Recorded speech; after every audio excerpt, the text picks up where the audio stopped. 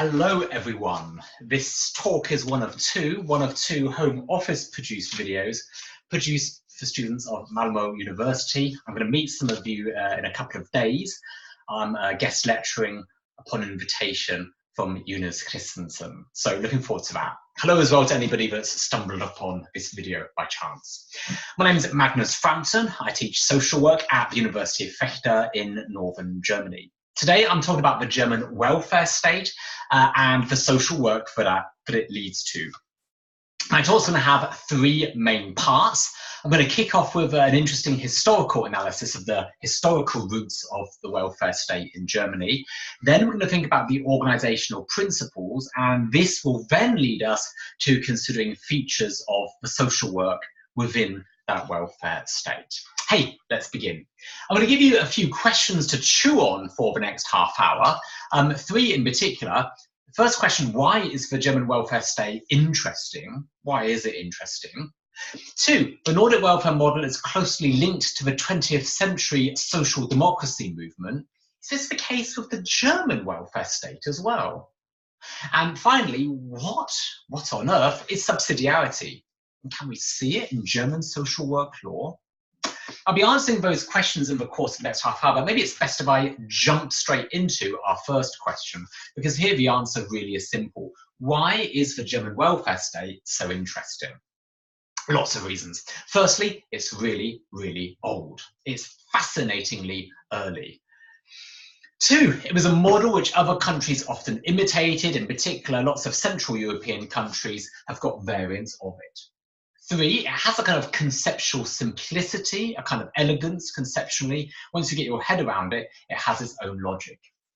Four, there's a fascinating relationship between the statutory sector and the voluntary sector in the German welfare state. Actually, that refers to this subsidiarity idea that I mentioned a moment ago. Good. We talked about the three worlds of welfare capitalism, Esping Andersen's book, in my last video talk with you, and actually the German system is one of his three worlds, one of his three regimes of welfare capitalism. It really is highly representative, highly typical of that. Finally, of course, we're thinking about it today because it helps us to understand German social work. Let's proceed, and let's proceed with some history. Let's look at the German welfare state in the context of its historical beginnings. So we have to go back now, something like 170 years, to the middle of the 19th century. Now, that's a time before Germany was Germany. Okay, so think about Germany as being actually a set of separate different countries. It's actually a confederation. It's not one country, a confederation of little kingdoms and duchies, together the German-speaking countries. By the middle of the 19th century, these countries, some of them more than others, were industrializing, rapidly industrializing. They weren't alone here. Of course, you had the north of France, you had Belgium, you had other industrial regions. So countries really in the course of rapid change, rapid industrialization. What kind of conditions did early industrial workers have to face? You know, what was it like for these early industrial workers? Well, the world was changing very rapidly. You had population explosion, you had migration to the towns, and for the workers, very, very much a new workplace. You had new risks, work was more precarious, new worries maybe. My own insight into this, I think I picked it up as a late teenager. By chance, I stumbled upon a really cracking film. There's a wonderful film, which is a film version of a famous book. So the book is Germinal by Emil Zola. It was written in 1885, but set 25 years earlier in the 1860s. And it's the story of coal miners in northern France. The film version stars the notable Russian actor Gérard Depardieu, a really great performance from him. And the film was really quite bleak and gloomy, and it gave me a kind of harsh insight into how this world was. Very hard working conditions, really harsh in the mines, long shifts. Back at home, cramped living conditions, a whole family in one room. Long shifts, but very low pay, quite inadequate pay to feed a family. And speaking of families, they would be down there in the coal mine with the husband. Children, for example, would hold the candles or hold the oil lamps so that dad could hack the coal away from the coal face. Women were pushing the carts along the tracks. Accidents were common, leading to disability, sometimes even leading to death. So very much a gloomy world.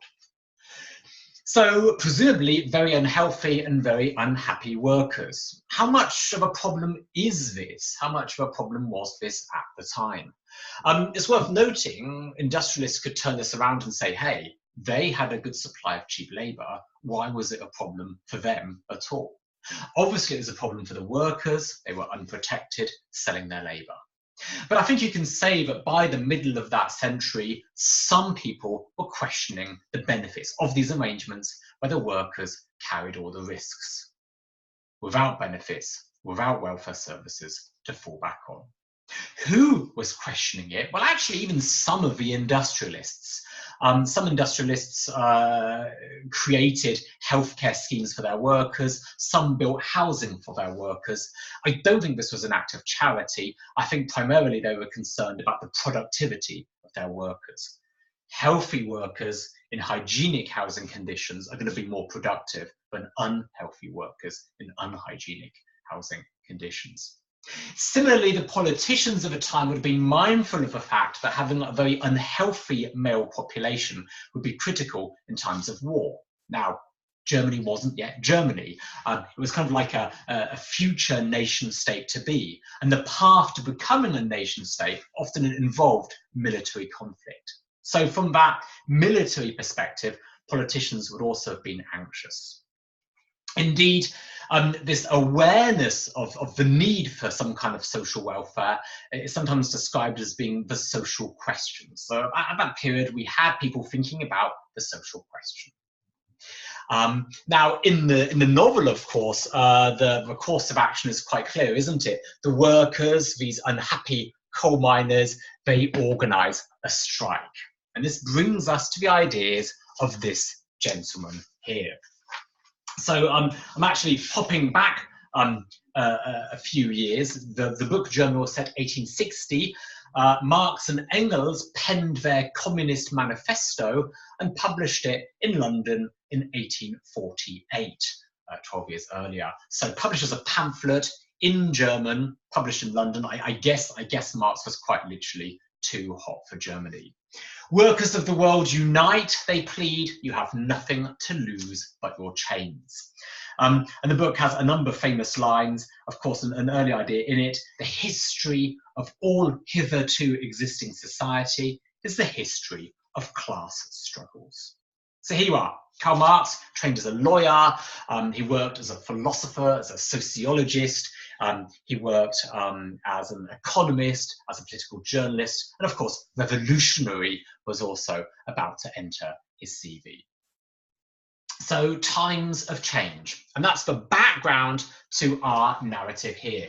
Let's jump ahead now a couple of decades to 1871 and think about the founding of Germany. What do you know about this man? What did he do? And what was he like? What do you know about him? What did he do? What was he like? If you want, you can even pause the video here to think about those questions. So, what can we say?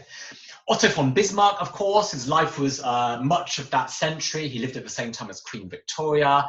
He was the founder of Germany, founding Germany in 1871. 10 years later, he embarked energetically on a program of laws, legislation to create the German welfare state. So a full CV, founded Germany, but also founded its welfare state. What was he like? In pictures, he always looks so serious with this serious expression on his face. He always wears his pointy helmet. They say he even wore this helmet at dinner parties. Just imagine trying to sip soup wearing that pointed metal helmet. I don't believe that he was as serious as he is in these images, and there's interesting proof that he wasn't.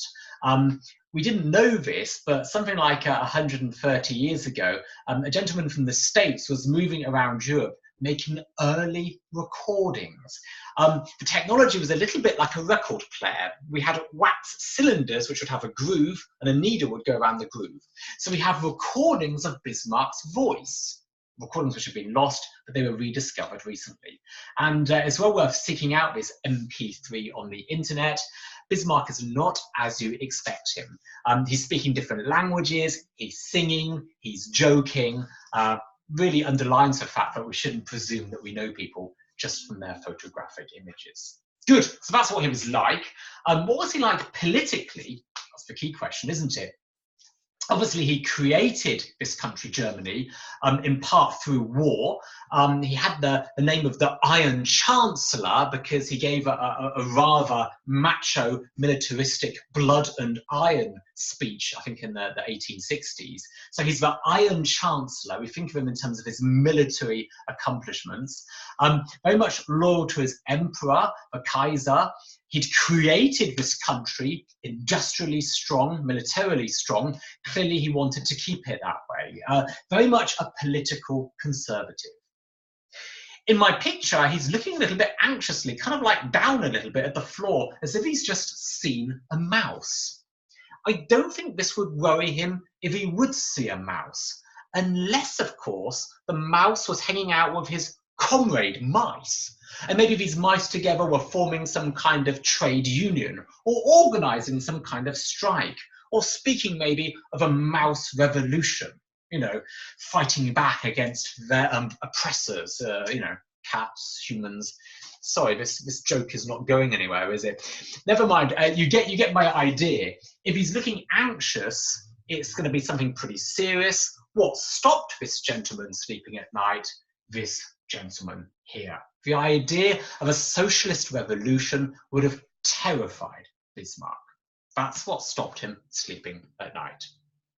So, as well as this general social question, the real focus was preventing a socialist revolution. What was Bismarck's clever strategy? His strategy was twofold. Okay, had two components. In German, we talk about Zuckerbrot und Peitsche. Zuckerbrot and Peitsche. It's a rather strange expression. Zuckerbrot, as you're probably guessing, is sugar bread. Peitsche is like a whip. You're thinking, huh? Magnus has lost us again. Think about getting a donkey to move. If you want your donkey to move forwards, you've kind of got two basic options. You can hit it on the back with a stick, or you can dangle a carrot in front of its nose. But Zuckerbrot und Peitsche is the German phrase for the stick in the carrot. Now, Bismarck's stick was actually quite crude and vulgar. He banned socialism as a concept with his Sozialistengesetz. Quite simply banned it. He knew, though, that was only part of the solution to this problem. You know, this is the stick. He needed a nice, juicy carrot as well. And he came up with the juiciest carrot possible. Throughout the 1880s, he pushed forwards a series of welfare laws. He pushed this legislation through Parliament. So the story is quite fascinating, and this takes us back to one of my three questions for you. I asked you, is there a link between the German welfare state and social democracy in Germany? In a sense, there really isn't at all. The German welfare state has no link to social democracy. Instead, it can be understood as an effective attempt to prevent social democracy taking root. You know, this was a defense against social democracy. So Bismarck created the social state to strengthen the country which he had just founded. He created this country and he wanted to keep it as it was. Okay? So we can see the German welfare state in a classic European sense is part of the project of nation-state building. When I first met this idea, you know, from my British perspective, I was a little bit perplexed. The welfare state as nation-state building, but it really is the case in many European countries. You know, a state is fairly young. You know, it doesn't have the history, say, that Britain has.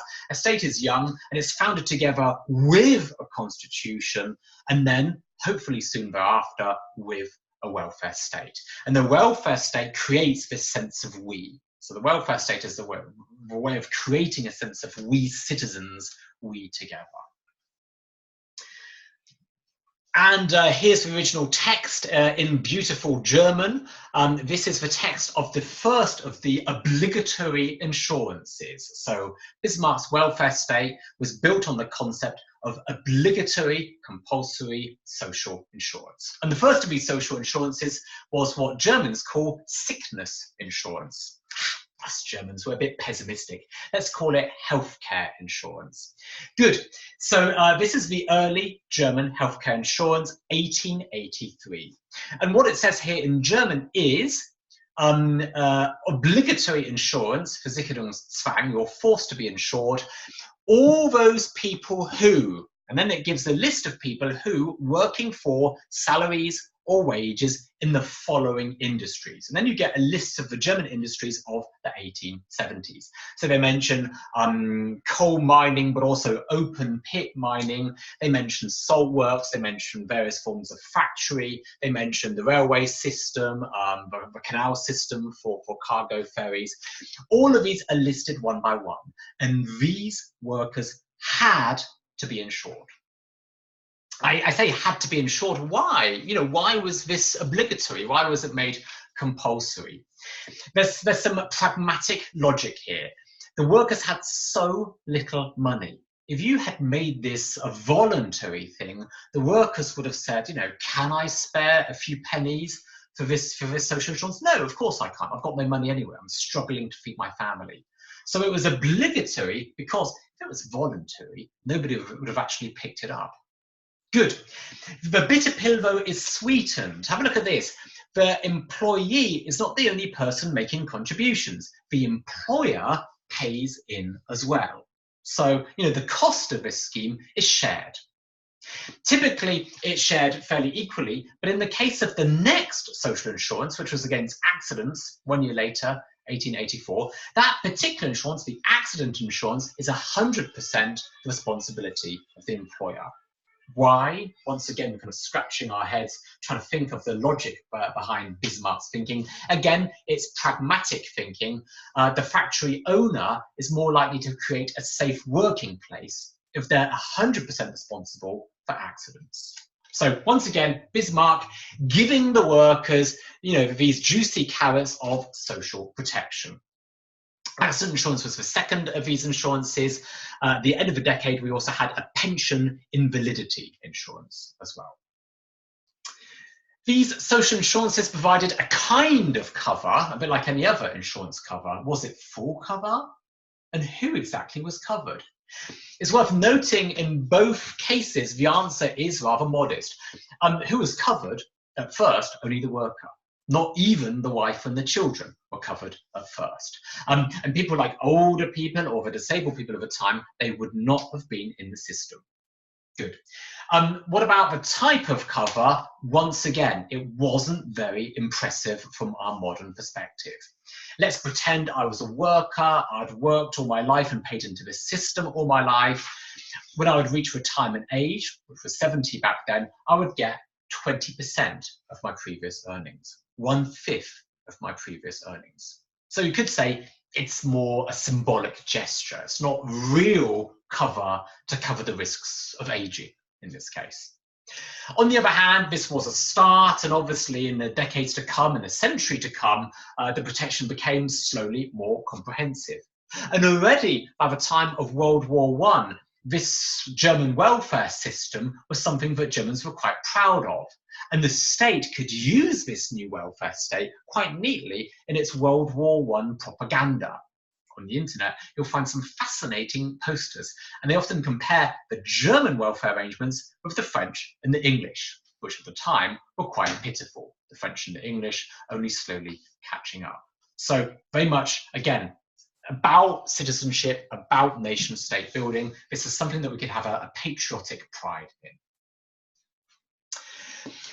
In a sense, there's a great deal of organizational continuity in terms of the principles for the German system today is not so different from in Bismarck's time. Today, the German system involves substantial contributions and benefit payments and services. Paying in over the years, medium to high earners in Germany will have generous benefits in the event of life's risks striking. So my next question for you to think about, this big German welfare state, is it a kind of Robin Hood welfare state? Is the German welfare state a Robin Hood system? Scratch your heads and think about this question. Here I should answer very, very clearly.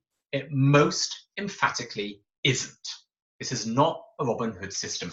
This is not a system based on the idea of inclusion. Okay, this is not a system based on the idea of preventing social exclusion. That's not what this is about. The social insurance system protects the worker, and it's aimed in particular at the worker who's somehow in the middle of society. Okay, so think of your typical middle income earner, maybe a family, let's say. I think it's fair to say that typically a middle class family will get out of the system that which they pay in the course of their full lifespan.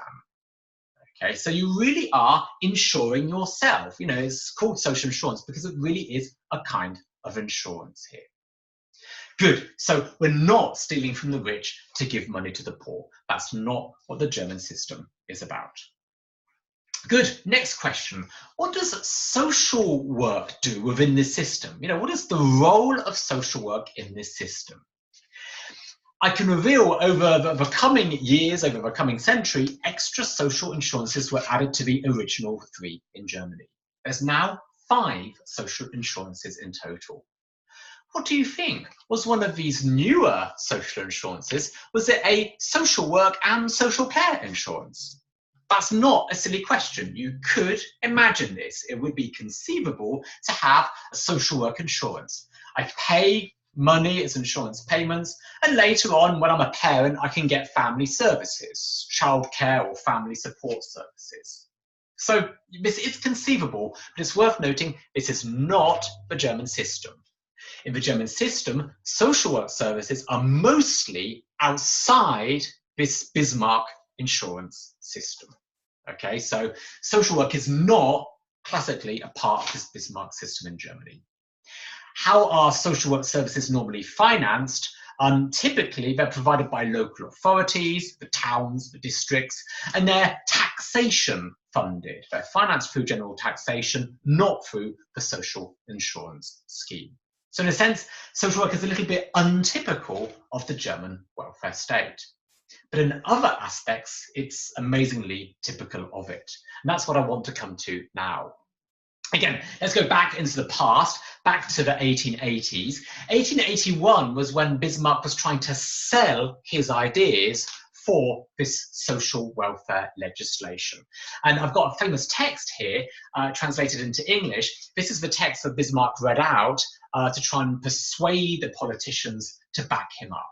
And he notes, all those persons who have become unfit for gainful employment through age or through disability, they have a legitimate claim to state welfare. Finding the proper means to ensure this level of welfare is one of the highest tasks of any community that rests upon the moral foundations of a Christian national life. He continues, excuse me, I'm going to look at my text now. Closer attention to the real forces of this national life and the combination of those forces in the form of, pay attention, corporate cooperatives.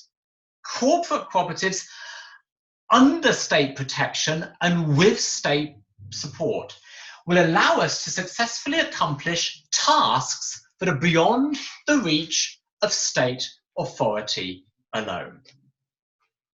This is really interesting. I'm going to repeat this. So Bismarck's saying we have corporate cooperatives, we have these civil society organizations, kind of NGOs if you like. They're under state protection. The state's going to protect them, and the state is going to support them. And they will provide the welfare. He's arguing the state itself could not provide the welfare itself.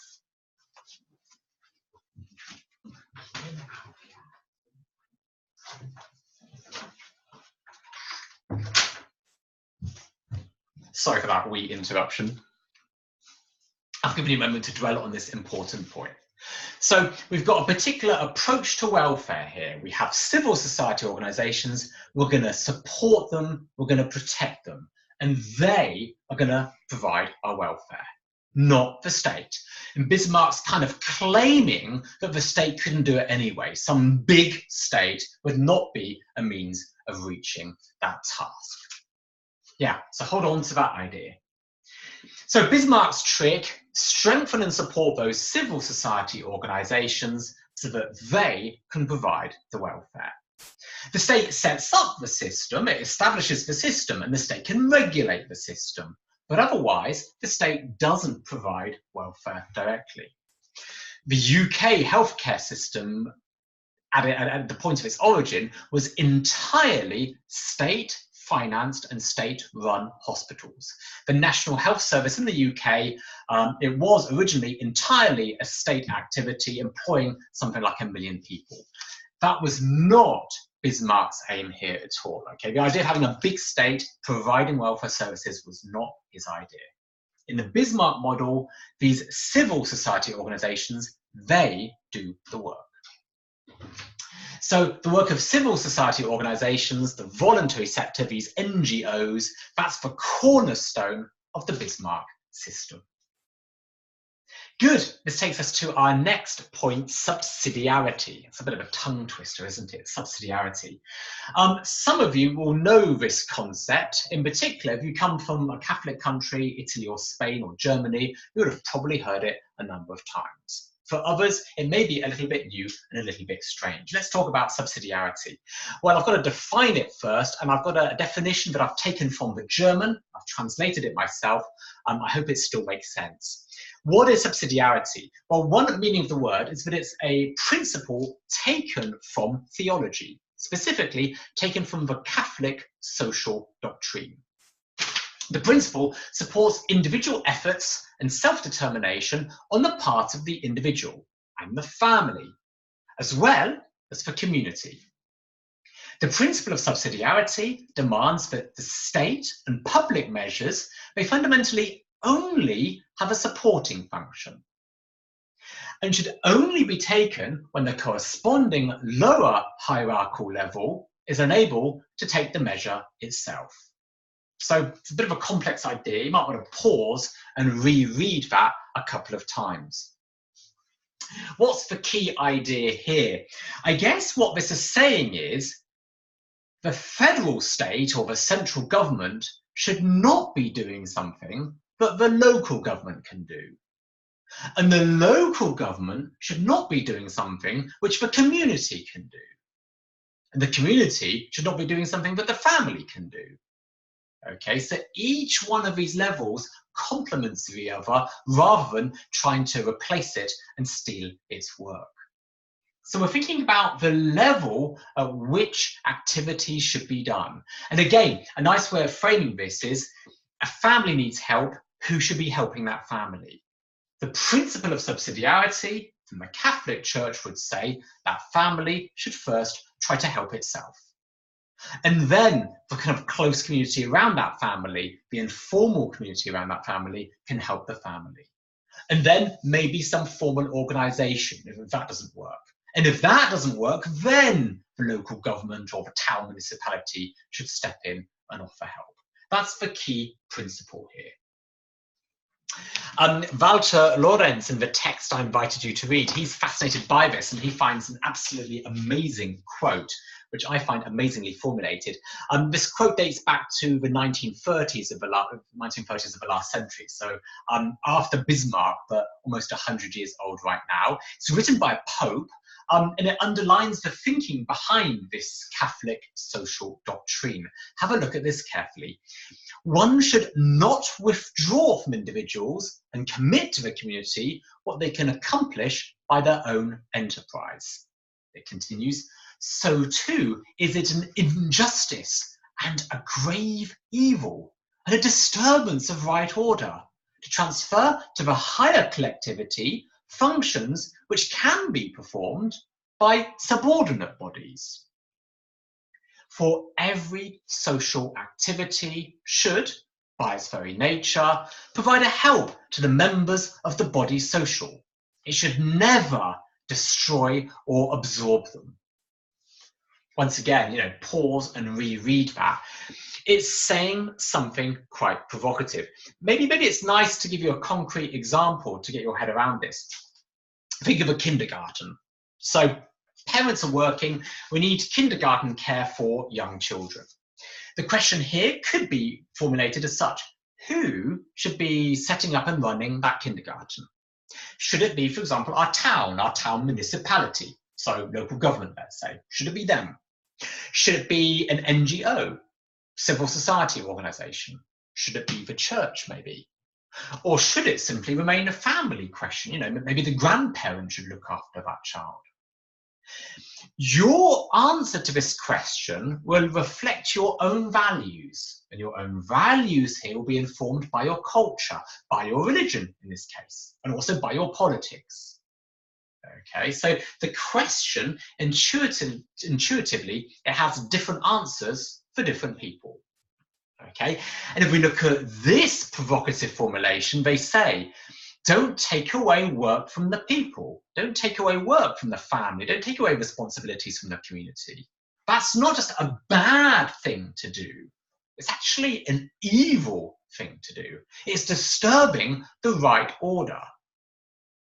So if you've concluded that you're happy with a town municipality running that kindergarten, please note, the subsidiarity principle, as Catholics would understand it, suggests the opposite. They suggest the state should step back there and let civil society, or even the families, do that work. Now, the formulations here are provocative, actually quite aggressive almost. It's worth noting this idea from the 1930s is still very much alive and well today. Something like 10 years ago, the UK government became fascinated with the idea of the big society, which seemed to be echoing many of these ideas. And the Netherlands has seen a shift from formal welfare state care to informal care with their new participation society.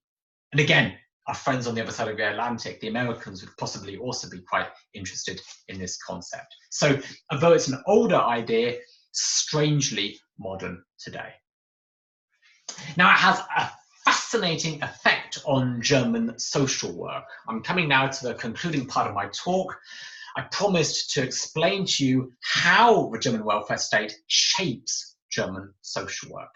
And now it's going to come. How does this subsidiarity idea impact on German social work? Let's have a look at German children's services law. Now, this is what Americans might call child welfare law. There's a whole bunch of law sections collected together in particular statutes. And we call these the Sozialgesetzbücher. So the one for social work is the Book 8 of the German Social Code. Okay, and a number of the earlier sections are really, really interesting. They clarify this relationship between the statutory sector and the voluntary sector. Have a look at this. Let's jump straight into this. Section 3 kicks off, subsection 1. Children's services are characterized by a multitude of agencies with differing value orientations and a multitude of content, methods, and working forms. So pluralism, diversity is the name of the game. Lots of different agencies, each one of their own value orientations, each one with their own methods. This is explicitly desired. The statute continues. Have a look at this, section 4, subsection 1. The statutory and voluntary children's services should work together in partnership for the welfare of young people and their families. And again, it continues, statutory services must respect the autonomy of voluntary children's services in the objectives and in the execution of their tasks, as well as how they shape their organizational structure. So legally speaking, it's a very clear hands-off message here. We have this vibrant voluntary sector, and we want to keep it vibrant, we want to keep it healthy. We have diversity there, we have autonomy there. That's a good thing, that's something that needs to be protected. And here it comes. I should put this last piece of law in context. This last piece of law talks about some of the activities the children's services agencies are doing, but it's excluding the child protection activities. So don't think of child protection here. Think about other activities, things like, for example, youth work. Okay, so how would youth work be organised in Germany? Have a look at this. As long as suitable facilities, services and activities can be provided or arranged in good time by, pay attention, approved agencies of the voluntary sector, then statutory children's services shall refrain from their own measures. In other words, we've got a bunch of voluntary sector agencies. Some of these are approved, and they have a particular priority in service provision. If they are providing a service, or if they can, in good time, provide a service, the state is to be hands-off. The state is going to refrain from interfering. The state is not allowed to compete with the voluntary sector. How fascinating is that? So the German system, the voluntary sector, has a particular privileged status. It has a kind of priority in some areas of service delivery. So, returning to our key ideas, some closing remarks here. In my last talk, we cited this book at length. We talked about Esping-Andersen's 3 regimes of welfare capitalism. In the Esping-Andersen category, the German system can be described well with 2 different words. We can call it a conservative system because of that status quo preservation that's built into the concept, or we can zoom in on how it privileges these NGOs, these organizations, and call it a corporatist model. That's Esping-Andersen's category. As I've demonstrated, NGOs play a key role in non-protective social work and social care. So obviously not the case of child protection, but for the other activities of children and families, NGOs are highly important service providers. And as a lecturer in Vechta, I really think I can say many of my students will graduate and not work with statutory services. They'll graduate, they'll get their degree, and they'll work for an NGO, for a voluntary sector organisation. That's how it works in Germany. Statutory agencies carry out the child protection, but NGOs carry out most of the other activities. Of these NGOs, 6 large welfare associations, we call them Wohlfahrtsverbände, they deliver many social work and social care services. 2 of these, interestingly, are church affiliated. We have Caritas, the Catholic Church Agency, we have Diakonie, the Protestant Church Agency. And it's worth underlining as a closing thought, this arrangement is completely in fitting with the welfare state's 19th century origins. You know, Bismarck would look at this arrangement, he would be nodding, he'd be saying, yes, that's more or less how I imagined it, more or less how I conceived it. So we're coming to the end of this talk, and I've got a thought going through my head right now. We've talked about German social welfare for half an hour. I'm a German, and I haven't mentioned David Hasselhoff once, not even once. And that's obviously problematic, it's shameful. I'm a good German citizen. Maybe a nice closing thought for you guys. David Hasselhoff is actually playing a concert in Hamburg at the end of October. Malmö, Hamburg, very easy for you guys to get to Hamburg. Look forward to seeing you there. I'm going to come to a close here. There is some literature if you're interested, and here's some of my publications in case anybody's interested there. Thanks a lot for listening. Thanks a lot for your interest. Goodbye.